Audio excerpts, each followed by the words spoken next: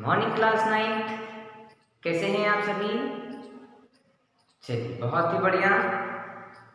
अभी तक हम पढ़ रहे हैं हमारी पाठ्य पुस्तक क्षितिज से कविता ग्राम श्री। ग्राम श्री लिखी है सुमित्रानंदन पंत ने।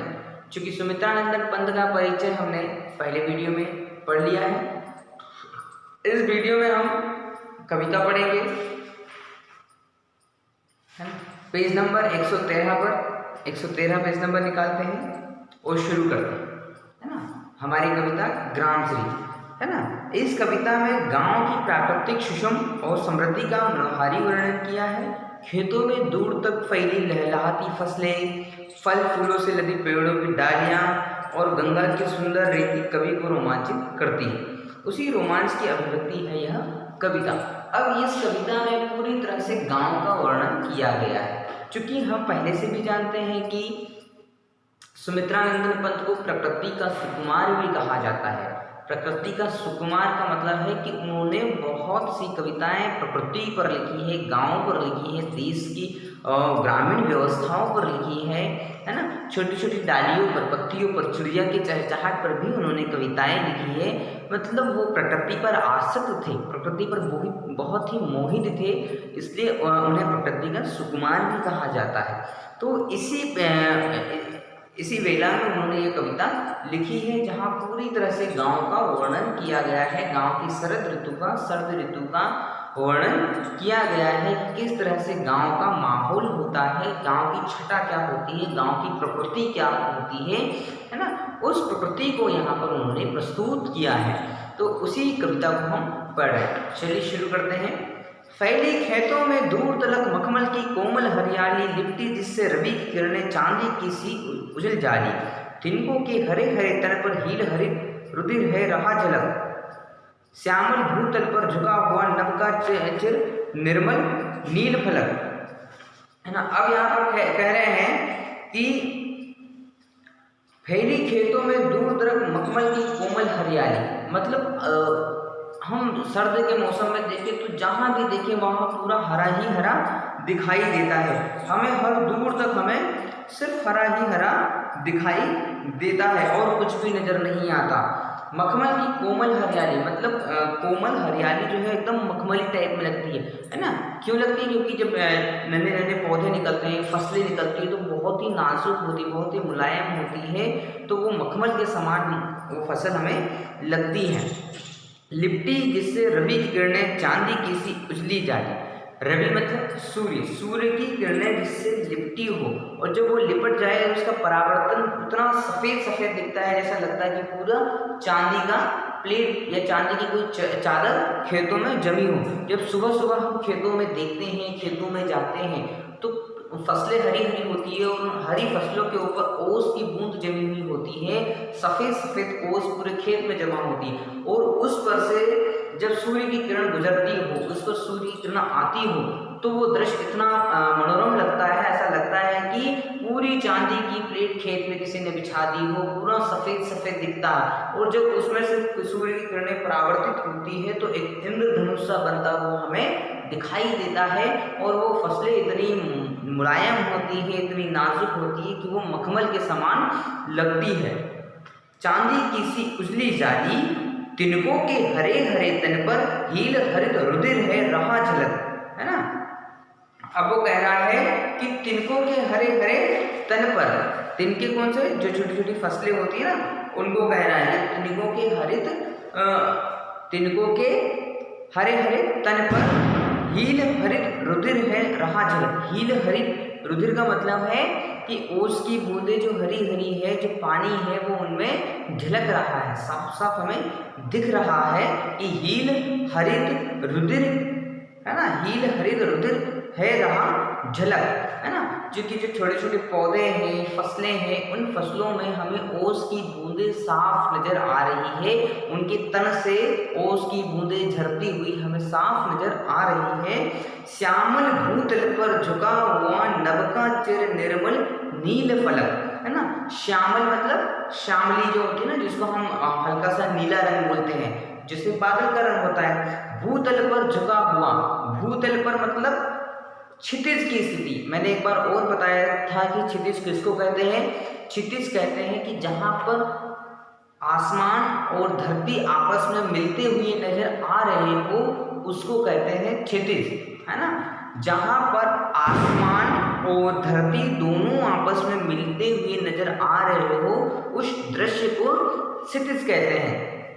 तो नीला और श्यामल मतलब आसमान की बात हो रही है यहाँ पर। श्यामल भूतल पर झुका हुआ मतलब आसमान जमीन पर टिका हुआ है या झुका हुआ है। नभ का चिर निर्मल नील फलक, नभ का चिर निर्मल मतलब आसमान का एक निर्मल सा एक कोमल सा नीलापन जो है वो हमें उस धरती पर टिका हुआ नजर आ रहा है। रोमांचित सी लगती वसुधा आई जो गेहूं में बाली, रोमांचित सी, वसुधा का मतलब होता है धरती, खेत, है ना, भूमि, पृथ्वी, है ना, ये वसुंधरा, इसको कहते हैं वसुधा।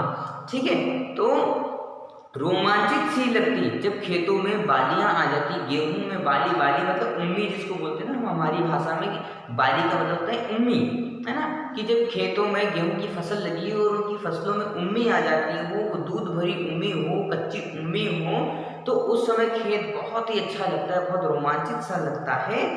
अरहर सनई की सोने की किंकणियां है शोभाशाली, अरहर तो एक दाल का नाम होता है, ठीक है। सनई एक सन होता है, सन का मतलब एक रेशेदार पौधा होता है जिससे रस्सियां भी बनाई जाती है, सन की रस्सियां बनाई जाती हैं। जो हमारे घर में खटिया होती ना, उस खटिया में कांस के साथ साथ एक और फसल होती है सनई या सन, जिसकी रस्सी से खटियां गूंथी जाती है, जिससे खटियां भरी जाती है या खटियां बनाई जाती है। उस रस्सी को सनई की भी कहा जाता है या सन की रस्सी भी कहा जाता है, जिसको हम जूट कहते हैं। जैसे हमारे बोरे होते हैं ना, सुतलियां होती है, बोरे या सुतलियां, वो भी जूट से बनती है। और जूट के जैसे ही एक फसल होती है सन या सनई, ठीक है। अरहर सनई की सोने की, ये हमेशा जब धूप में चमकती है तो ऐसा लगता है कि सोना चमक रहा। अरहर भी पीले रंग की होती है, सनई भी पीले रंग की होती है, हल्का सा पीला रंग, जैसे मेरा शर्ट है ना वैसे ही होती है। तो बहुत ही वो जब उन पर धूप पड़ती है, कोमल कोमल सी कलियों पर, फलियों पर जो धूप पड़ती है तो बहुत ही चमकदार लगती है। तो ऐसा लगता है कि किंकणियां हैं शोभाशाली, अरहर सनई की सोने की किंकणियां हैं शोभाशाली, है ना। किंकणियां मतलब फलियां, है ना, किंकणी जो होती है ना वो उसको बोलते हैं फली। जैसे कि सोयाबीन की फलियां होती है, मूंग की फलियां होती है, तो किंकणी का मतलब होता है फलियां। उड़ती भीनी तेलाक्त गंध फूली सरसों पीली पीली, लो हरित धरा से झांक रही नीलम की कली तीसी नीली। उड़ती भीनी तेलाक्त गंध, है ना। अब क्या होता है कि अरहर भी तेल वाला होता है, उसमें भी तेलाक्त की गंध आती है। सरसों होता है, उसमें भी तेलाक्त की गंध आती है। तेलाक्त मतलब तेल, है ना, तेल युक्त गंध, उसको तेलाक्त गंध कहते हैं। तो भीनी तेलाक्त गंध फूली सरसों पीली पीली, जब सरसों फूल जाती है, जब सरसों उफान पर आ जाती है, सरसों जब अपने उन्माद पर आ जाती है या पकने की स्थिति पर आ जाती है, तो उससे बहुत ही अच्छी सी खुशबू निकलती है, तो पूरे माहौल को रोमांचित कर देती है। ऐसा लगता है कि यार इस खेत में ही बैठे रहो, इस खेत में ही रहो। तो उड़ती भीनी तेलाक्त गंध, जैसे जैसे बसंती हवा चलती जाती है, उस हवा की लहर में वो तेलाक्त गंध भी बहती हुई चली जाती है। फूली सरसों पीली पीली, लो हरित धरा से झांक रही, है ना, लो हरित धरा से झांक रही।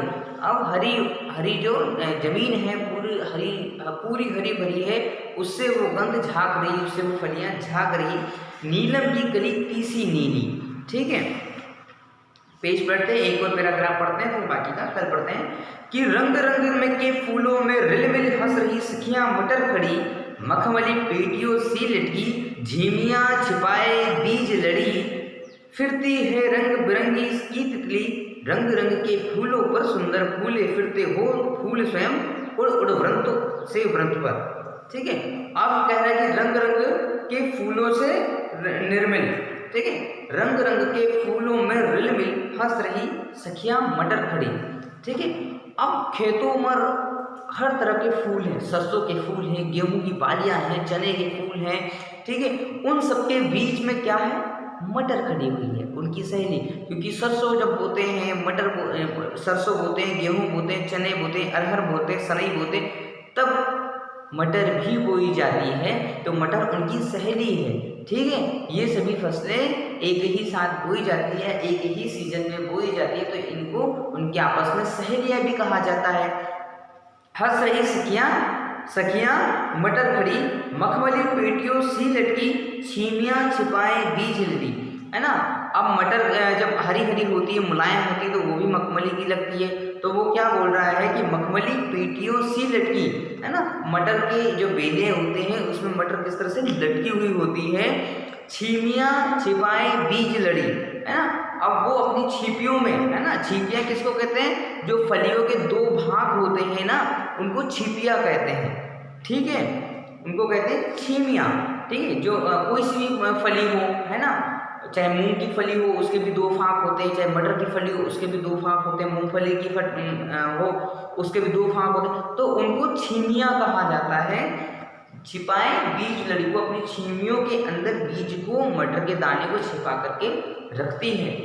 फिरती है रंग रंग की तितली, रंग रंग के फूलों पर सुंदर, फूले फिरते हो फूल स्वयं, उड़ उड़ व्रंतों से व्रंतों पर।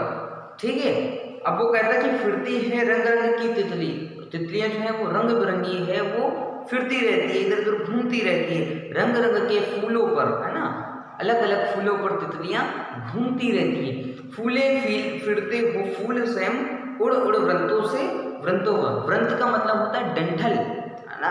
जो पौधों के डंठल होते हैं या फसलों के डंठल होते हैं उन्हें व्रंत कहा जाता है। तो तितलियां उन डंठलों पर इधर से उधर घूमती रहती है। फिर फूले फिरते हो फूल स्वयं, है ना, फूल जो है वो पौधों के डंठलों पर लग जाते हैं और तितलियां उन फूलों पर इधर से उधर घूमती रहती हैं।